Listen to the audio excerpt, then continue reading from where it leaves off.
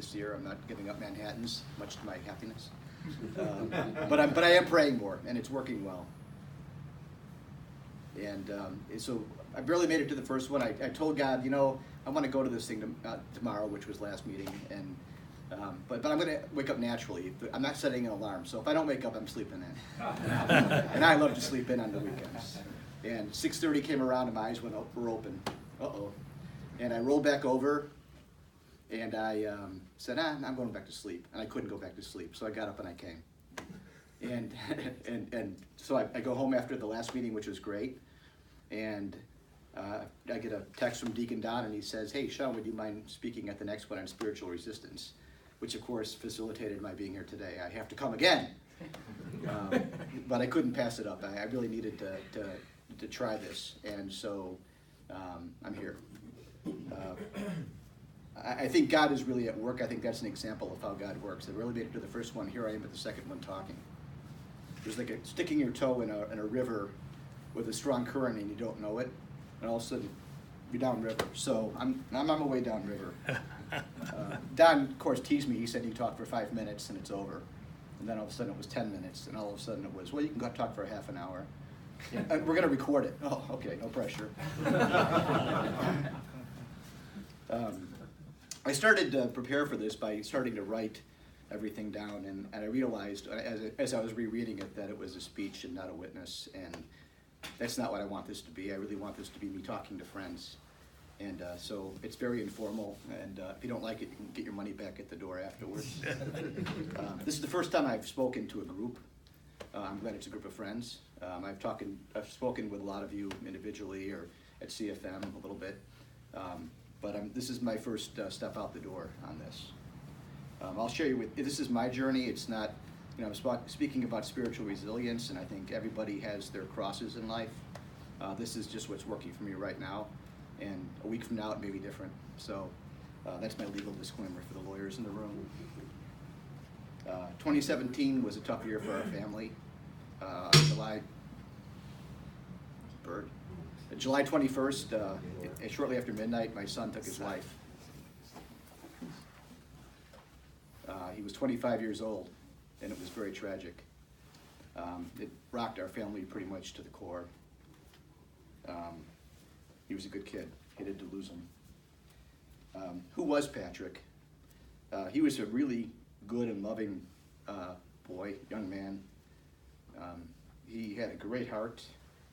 He had a smile that would light up a room, and he had a hug that would just make you feel great. He was a champion of the underdogs, always for the underdog. He was an underdog in many ways. He was kind, he was sensitive. He had a diverse group of friends, very diverse group of friends, which is his nature. He loved our family. He was really more a part of us than we knew. Unfortunately, we didn't always appreciate him fully. With all his goodness, there were struggles. He was born with ADD and LD, so school was impossible for him, almost, and for our family trying to get him through school. My wife and I knew early on that he wasn't going to be an A student, or even close, but our fear for him was not his grades. Our fear for him was his self-image, because it's very hard in this competitive world to not be a performer. And living in our family, we're pretty competitive, so I think it was very hard for him also. He questioned his faith. He questioned why God made him the way he made him. And he asked us, were we holding back information about his condition? And it really bothered him deeply. But he was strong, amazingly strong through the struggles. He went up and down. He did abuse alcohol. Early on, he abused drugs, and I think he probably continued with some of it into his end. We had him in programs. We had him in psychologists. We had him on medication, and none of it really worked. I mean, I could see that he was slipping into a black hole, and it was very tense in our house because the hole gets deeper if you fall, and you wonder where the bottom is, and I think there was no bottom for Pat, really. I'm amazed that he endured what he endured, quite frankly. And this is all after the fact. This is not at the time. I wish I knew at the time how bad it was for him. He got angry once in a while, and I would have been angry all the time if I were him. So the fact that he could smile and hug and help his friends and be there for everyone was almost miraculous. But he became increasingly isolated. The world was passing him by. His friends were all graduated, most of them.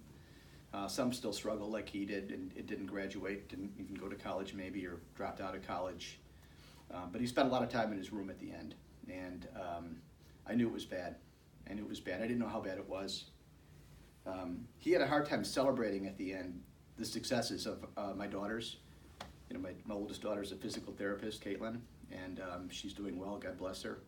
She's helping other people do well, God bless her for that. And my youngest daughter is going to be a nurse, God willing. We'll find out. But she's really dedicated to it. And so when we had family events or we had graduations, Patrick couldn't go to them. And it wasn't because he didn't love his sisters. He did. He talked to his friends about his doctor sister, bragged about her, and they fought like cats and dogs when they were together. So it was strange. But he just couldn't be there to celebrate because I think it hurt him too much, and he was really missing. In our family celebrations, our family parties, it was tough to not have him there. And I would try to drag him, as I tried to drag him to church too. Couldn't do it. He had too many bad memories from Wayside, and he just couldn't go to church. There was obviously a toll on our family, as you could probably tell. There was a lot of tension in our house all the time. I'm a type A, and I'm tense all the time when I'm happy. So when I'm not happy, it's really bad. A lot of yelling in our house. Patty and I, our marriage was challenged daily by this whole situation. Our daughters had to endure Patty and I going at it all the time. I think after the fact, I kind of came to realize that what we really had was fear. I was fearful because I knew Patrick was falling. Patty was equally probably fearful, knowing Patrick was falling. And we were mad at each other because neither one of us had the answer. And I was looking at Patty, come on, we got to figure something out. She's looking at me, come on, we got to figure something out. And that was the source of the anger. We didn't know what to do. We tried a lot of things, and there wasn't an answer that we could find. It was hard in our finances. I mean, Patrick cost a lot of money. I hate to say it that way, it sounds so cheesy, but psychologists and programs and everything took its toll on our family's finances as well. And that adds to tension. And I feel terrible about that now because it doesn't matter, the finances. I would have given everything I have to keep them. Easy to say after the fact.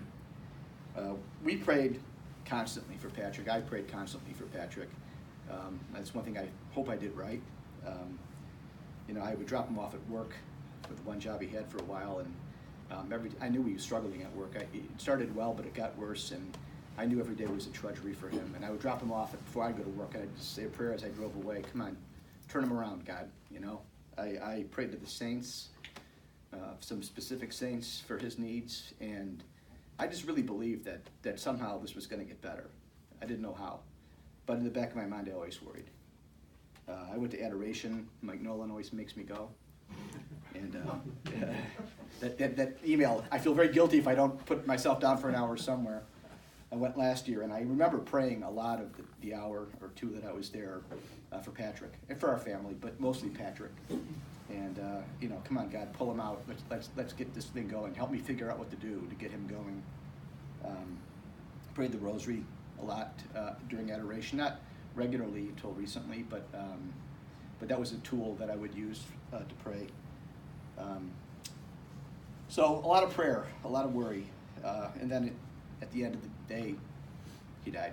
He passed away tragically, and I just think I felt pretty devastated by it. I wondered, what I did wrong or what we could have done better.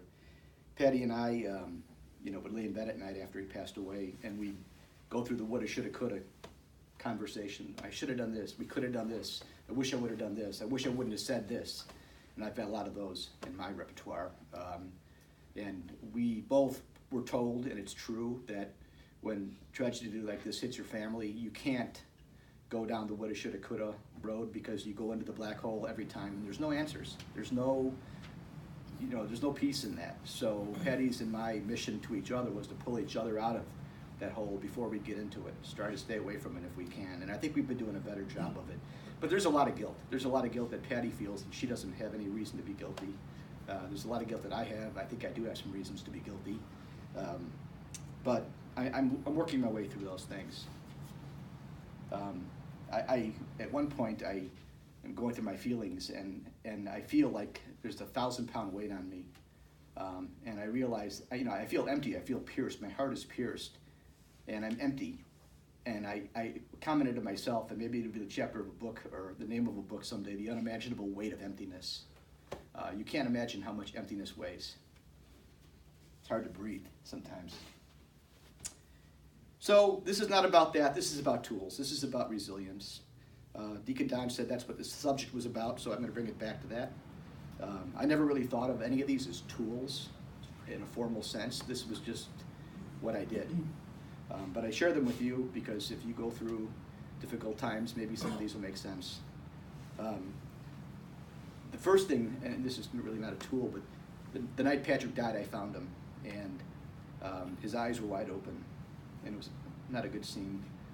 And something called me to look at his eyes. Just look at his eyes, look at his eyes. And they were as blue as I'd ever seen them, and he was looking up at the ceiling. And in all the gruesomeness, I felt peace. For the first time, I looked in his eyes and I saw peace. And I said to Patty, he said, peace. And that was God talking. That wasn't me talking, because I don't think I would have said that otherwise. But that's an image that'll stay with me forever. And it's not a terrible image. It's a beautiful image. The peace, his eyes, the blue. That I love. It's right there for me. Shortly after he died, the next morning, or the morning after that, CFM sent out a notice to everyone. Thank you, CFM, for that.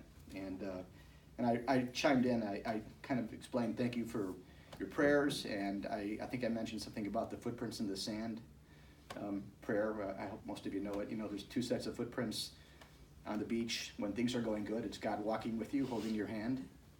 And when things get tough, you look over your shoulder, and there's this one set of footprints in the sand, and you say, God, you were with me when things were good. Where the heck were you when things were bad? And then God responds, I was carrying you. And that was an important prayer at the time, really important. I think another tool is faith for me, and faith is something that I hope I had my whole life. You never know how good, how strong it is until what hits the fan. But faith comes from grace. God gives you grace, and God gives you faith, and you work on your faith. I never wavered from the moment Pat died. I did not doubt for a second in God's presence, and my faith, it's amazing. I never thought I would have that kind of reaction, but my faith was very strong at that time, and it still is, probably stronger now. Prayer is another tool that I use all the time now. I used it my whole life. A lot of times prayer is, hey, let me get an A on my test, or let me have a great meeting with my clients. But I am prayerful, and my prayers are changing now. I'm learning to really not ask for those kinds of things, but just ask for strength and God's presence in my life. I always, as I got older, life got harder and I became an adult. When the priest at the altar holds up the chalice and says, "This is the blood of Christ," I've always said a prayer, and this is well before Patrick passed away. Dear Lord, never let me lose my faith, no matter what the cup is in my life. And I had no idea that I'd be calling on that like I am today. But I think that's one of the things that really helped. You don't know why you pray things you pray sometimes, and later on it becomes reality. That was a big thing for me. So this year I went to Adoration again. Mike sent his email. All right, I'm going. And I went right around lunchtime for the first tour. And I went fully expecting to pray. And I sat down and I looked up, and anger just went through my whole body. And it was the most anger I'd ever felt since Patrick passed away. And I actually said, my God, why have you forsaken me? And then it caught me, you know. I realized that in some way there's something I have